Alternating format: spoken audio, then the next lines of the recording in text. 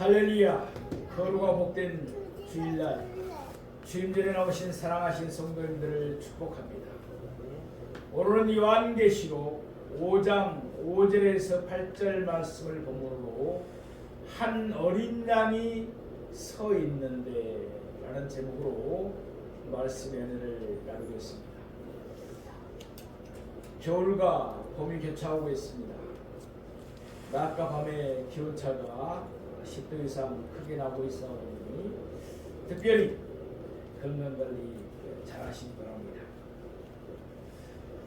요한은 박해를 받아 밤모섬에 유배되어 있었습니다. 그때 예수님은 요한을 하늘로 부르셨습니다.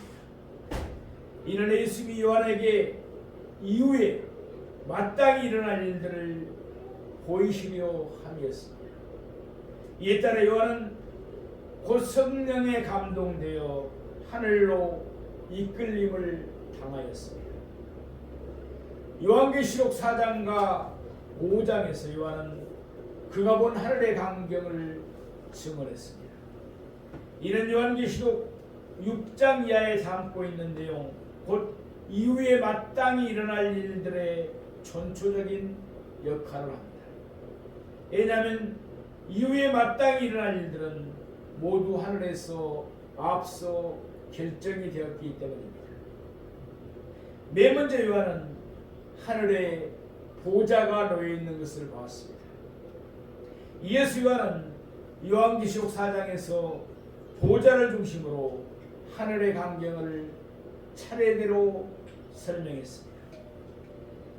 보좌 위에, 보좌의 둘려, 보좌로부터, 보좌 앞에, 그리고 보좌 가운데와 보좌 주위의 순서였습니다.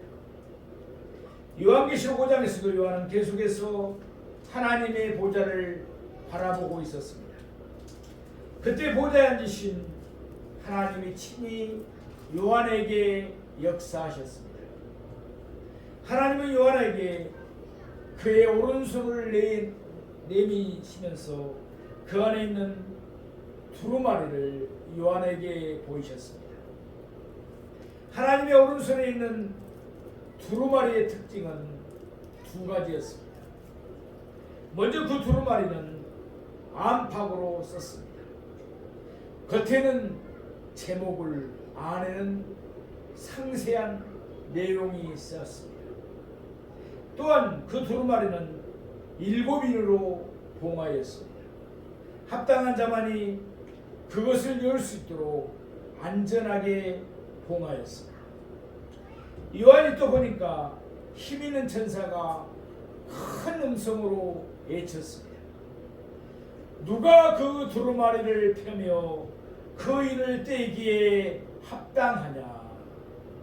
그러나 하늘 위에나 땅 위에나 땅 아래에 능히 그 두루마리를 펴거나 복원할 자가 없었습니다.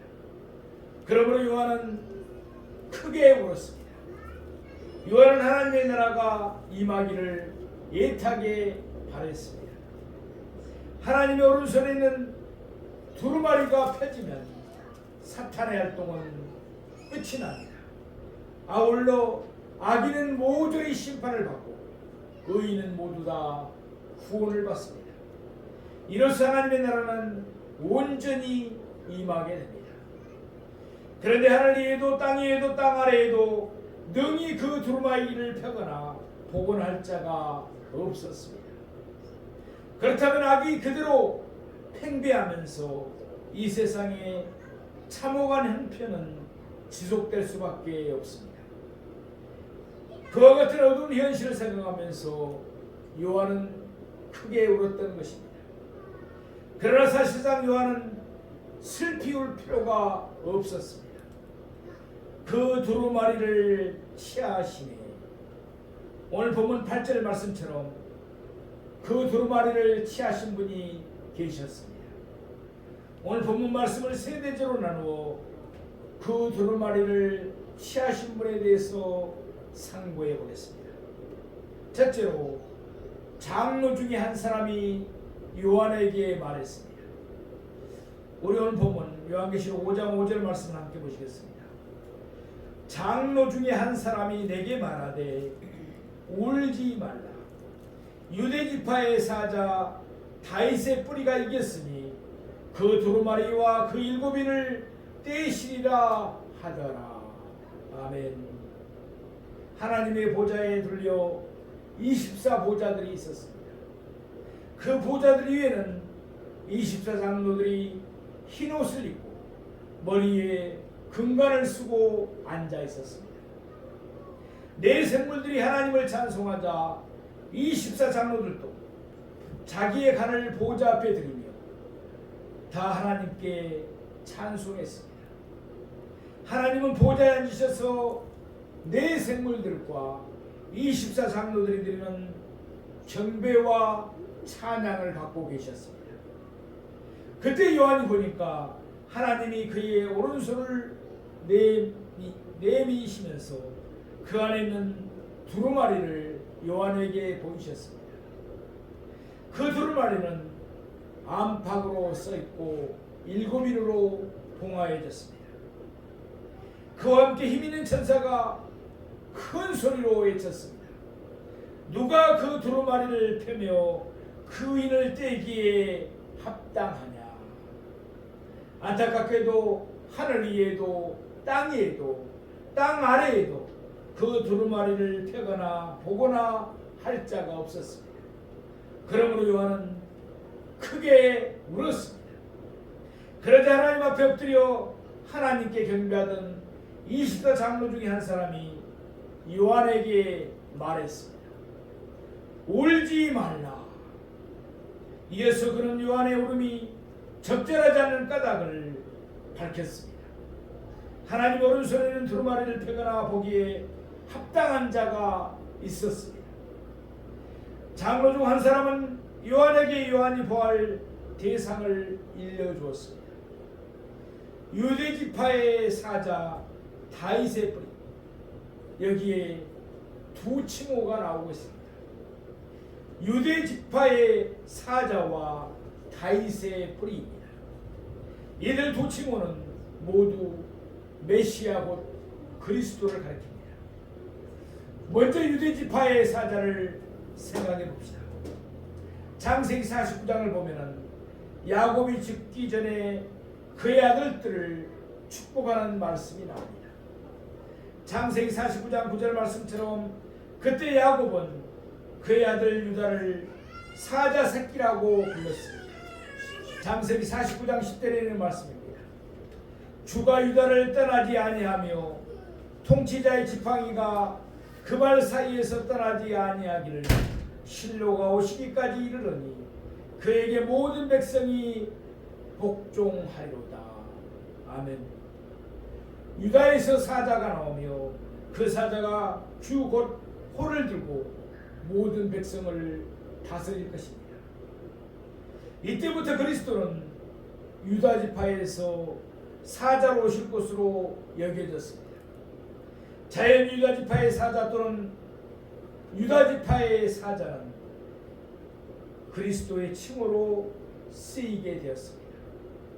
마태복음 1장 2절과 누가복음 3장 33절 그리고 히브리서 7장 14절 말씀처럼 예수님은 유다 지파에서 나오신 그리스도이십니다.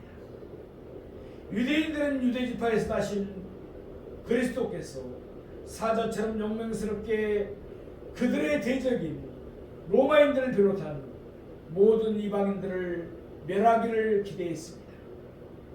그런데 예수님은 그렇게 하지 않으셨습니다. 그 때문에 그들은 예수님을 그리스도로 인정하러 들지 않았습니다. 물론 예수님은 유대지파의 사자로 모든 대적들을 심판하실 것입니다. 그러나 그 이전에 먼저 예수님은 자신의 목숨을 많은 사람들의 대성물로 주셔야 했습니다. 그런 후에 요한계시록 6장 이하에 기록된 말씀대로 예수님은 모든 대적들을 심판하실 것입니다. 다음으로 다윗의 뿌리를 생각해 봅시다. 다윗의 뿌리는 이사야 11장 말씀에 근거하고 있습니다. 이사야 11장 10절 말씀입니다. 그날에 이새의 뿌리에서 한 싹이 나서 만민의 기치로 설 것이요 열방이 그에게로 돌아오리니 그가 고한 것이 영화로우리로다. 이새는 우리가 잘 아는 대로 다윗의 아버지입니다. 이새의 여러 아들 중에서 다윗이 왕위를 얻었습니다. 그러므로 이새의 뿌리는 점차 다윗의 뿌리로 불리게 되었습니다.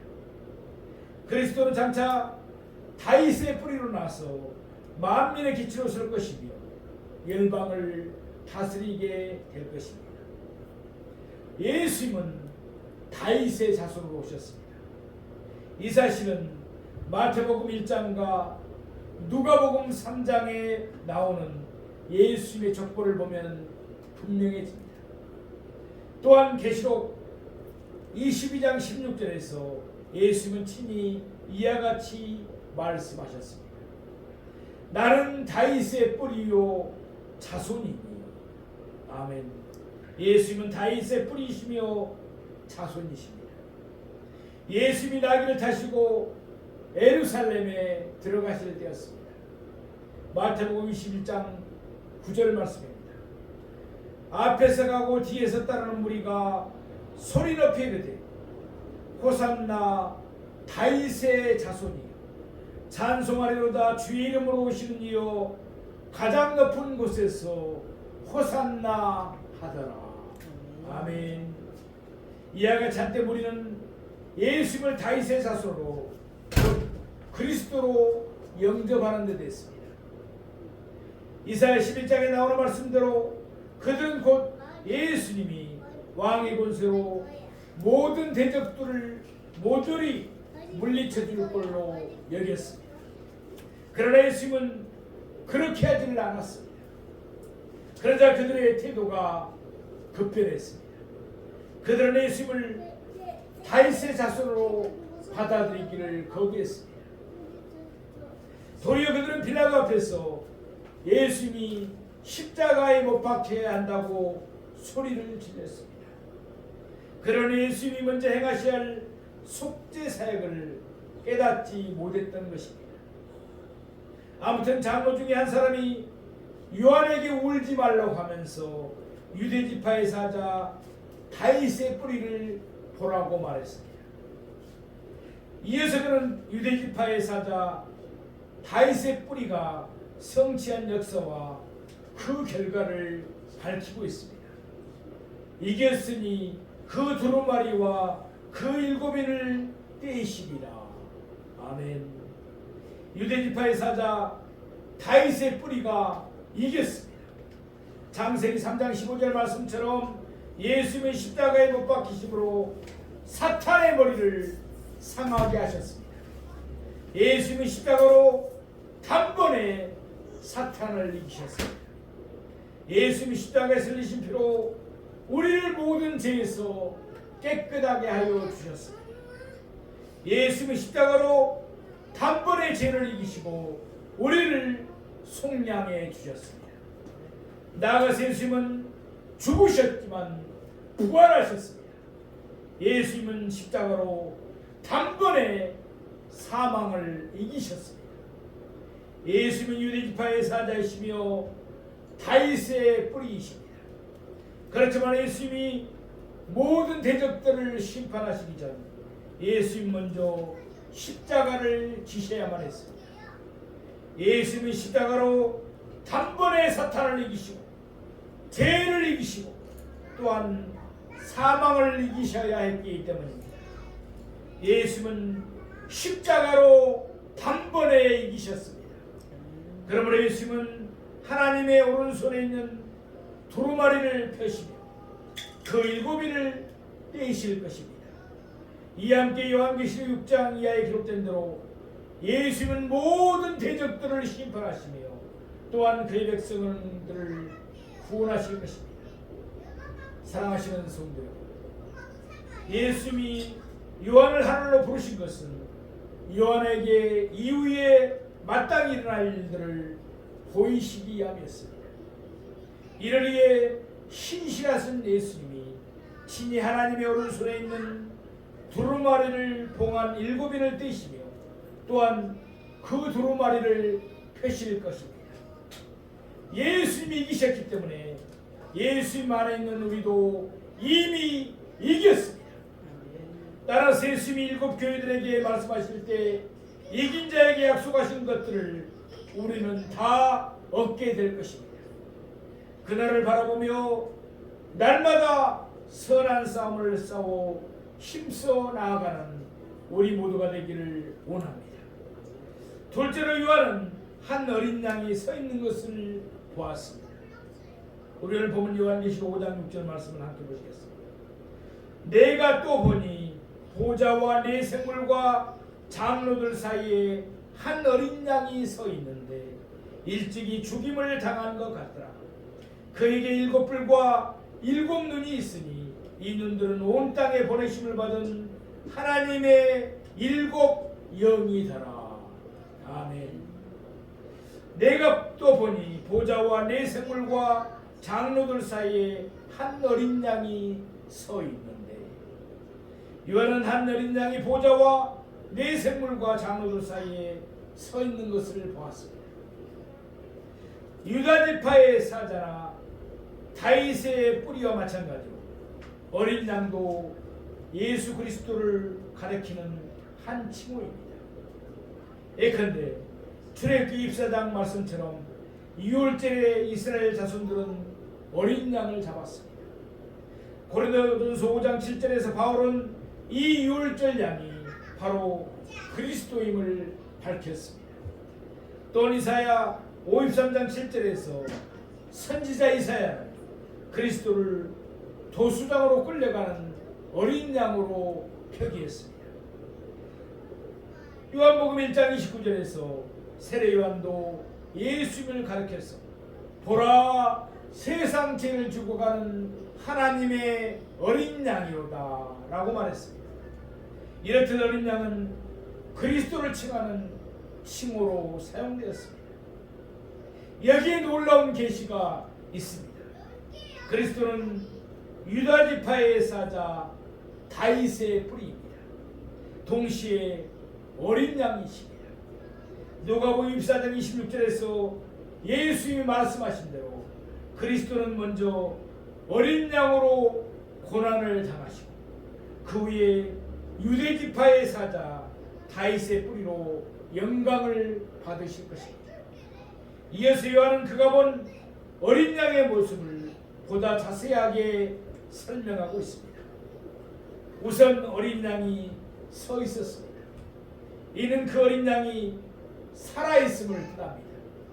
그 어린 양은 살아서 보좌와 네 생물과 장로들 사이에서 움직이고 있었습니다. 또한 요한은 그 어린 양의 이전 모습을 이와 같이 밝히고 있습니다. 일찍이 죽임을 당한 것 같다. 어린 양의 몸에는 죽음의 상처가 그대로 남아 있었습니다. 어린 양은 일찍이 죽임을 당했습니다. 그러나 그 어린 양은 다시 살아났습니다. 부활하신 후에 예수님은 제자들에게 그의 손에 있는 못자국과 그의 옆구리에 있는 창자국을 보이셨습니다. 예수님은 십자가에서 죽음을 당하셨지만 사망을 이기시고 다시 살아나셨습니다. 이와 같이 예수님은 이기셨기 때문에 그 두루마리를 펴기에 합당하십니다. 이어서를 보면 6절 후반부 말씀입니다. 그에게 7뿔과 7눈이 있으니 이 눈들은 온 땅에 보내심을 받는 하나님의 7 영이더라. 아멘. 어린 양에게는 7뿔과 7눈이 있었습니다. 7눈은 온 땅에 보내심을 받은 하나님의 7 영, 곧 성령님이십니다. 물론 이는 상징적인 표현입니다. 먼저 7뿔이 상징하는 바를 생각해 봅시다. 동물의 세계에서 뿔은 힘을 상징합니다. 또 7은 성경에서 안전수입니다. 그러니까 어린 양에게 7뿔이 있다는 것은 어린 양의 힘이 안전하고 그 어린 양의 전능성을 뜻합니다. 이번에는 7눈이 상징하는 바를 생각해 봅니다. 7뿔이 어린 양의 전능성을 뜻한다면 7눈은 어린 양의 전지성을 뜻합니다. 어린 양은 7눈을 가지고 있기 때문에 모든 것을 환하게 보시며 모든 것을 다 아십니다. 그런데 7뿔과는 달리 7눈에는 생명이 붙어 있습니다. 이 눈들은 온 땅에 보내심을 받은 하나님의 7영이다. 하나님 7영은 성령님을 가리킵니다. 요한계시록 4장 5절에서 말씀처럼 성령님은 심판을 위하여 보좌 앞에서 불타오르는 7횃불로 나타나셨습니다. 이번에는 성령님이 심판을 위하여 온 땅에 보내심을 받고 있습니다. 요한복음 16장 8절 말씀처럼 성령님은 세상에 오셔서 불신자들을 정죄하십니다. 성령님은 심판받을 대상자들을 모두 찾아서 예수님에게 알리십니다. 그러면 예수님이 그들을 모조리 심판하실 것입니다. 사랑하시는 성도, 어린 양인 예수님은 우리를 위하여 죽임을 당하셨습니다. 또한 예수님은 우리를 위하여 다시 사셨습니다. 이제 유다 지파의 사자 다윗의 뿌리이신 예수님은 우리를 위하여 우리의 모든 대적을 심판하실 것입니다. 예수님은 고난을 당하신 후에 영광을 얻으셨습니다. 예수님의 뒤를 따르는 우리들입니다. 예수님과 함께 영광을 누릴 그날을 바라보면서 날마다 우리에게 주어진 십자가를 달게 지고 끝까지 인내하며 예수님의 자취를 힘있게 따라가는 우리 모두가 되기를 바랍니다. 셋째로 어린 양이 하나님의 오른손에서 두루마리를 취하셨습니다. 우리 요한계시록 본문 5장 7절 말씀을 함께 보시겠습니다. 그 어린 양이 와서 보좌에 앉으신 이의 오른손에서 두루마리를 취하십니다. 아멘. 짧은 말씀입니다. 그러나 극적인 순간입니다. 오늘 본문 7절은 요한계시록 4장과 5장에서 요한이 본 하늘의 광경 중 절정에 이르는 말씀입니다. 실로 오늘 본문 7절에 나타난 사건은 인류 역사에서 기념비를 잃을 만큼 중요한 말씀입니다. 그 어린 양이 나와서 그 어린 양은 보좌와 내생물과 장로들 사이에 있었습니다. 하나님 가까이에 있었던 것입니다. 그때 내생물과 24장로들은 모두 하나님께 경배하며 하나님을 찬송하고 있었습니다. 그렇지만 그 어린 양은 그들과는 달랐습니다. 그 어린 양은 조금도 주저하지 않고 하나님께 나왔습니다. 그리고는 보좌에 앉으신 하나님의 오른손에서 두루마리를 취하셨습니다. 하나님은 이 일을 허락하셨습니다. 그 어린 양이 하나님 오른손에는 두루마리를 취하시기에 합당하셨기 때문입니다. 이어서 요한계시록 6장 이하에 나오는 내용입니다. 어린 양인 예수님은 두루마리를 봉하고 있는 7인을 차례대로 떼십니다. 어린 양인 예수님이 그 두루마리인을 떼실 때마다 구원을 받지 못한 자들에게는 하나님의 각종 심판이 임합니다. 예수님 마지막 7인을 떼실 때 7천사가 7나팔을 받습니다. 그 7천사가 각기 나팔을 불 때마다 다시금 하나님의 각종 심판이 임합니다. 7째 천사가 7째 나팔을 불 때 7천사가 하나님의 진노가 가득히 담긴 7 대접을 받습니다. 7천사가 차례대로 대접을 쏟을 때마다 또다시 생명책에 기록되지 못하던 자들에게는 각종 재앙이 하나님의 심판으로 임합니다. 그런 후 마귀와 모든 악한 영들이 불과 유황으로 타는 불못에 던져집니다. 그와 함께 죄로 가득한 처음 하늘과 처음 땅은 없어집니다. 그 대신 구원을 받은 성도들은 새하늘과 새 땅에서 예수님과 함께 영생을 누리게 됩니다. 이 모든 일들은 어린 양이신 예수님이 하나님의 오른손에서 두루마리를 취하심으로 시작됩니다. 그런 일은 인류 역사에서 기념비가 되는 사건일 수밖에 없습니다. 우리 오늘 보면 요한계시록 5장 8절 말씀을 함께 보시겠습니다. 그 두루마리를 취하심에 네 생물과 24장로들이 그 어린 양 앞에 엎드려 각각 검은고와 향이 가득한 금대접을 가졌으니 이 향은 성도의 기도들이라. 그 두루마리를 취하시는 어린 양이신 예수님이 하나님의 오른손에 있는 두루마리를 취하셨습니다.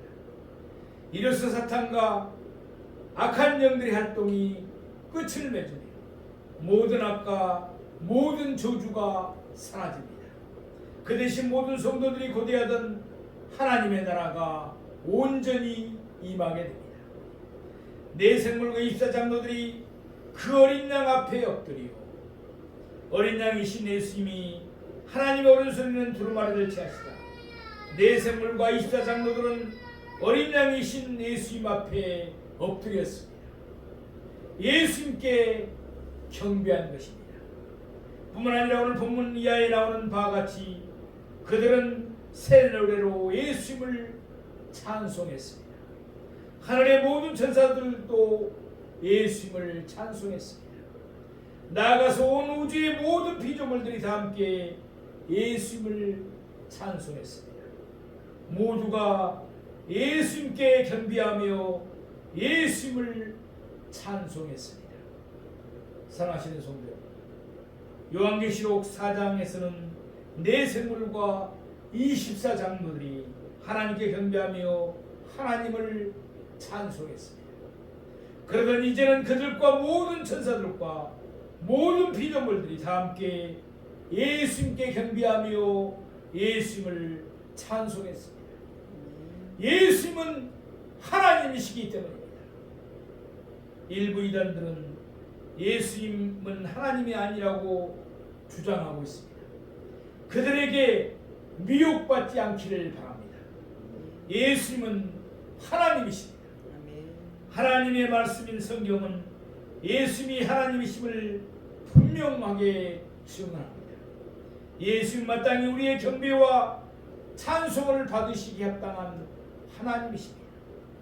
이번 한 주간도 우리의 소망이신 예수님을 바라보며 예수님과 동행하며 날마다 승리하며 살아가는 우리 모두가 되기를 주님의 이름으로 축원드립니다.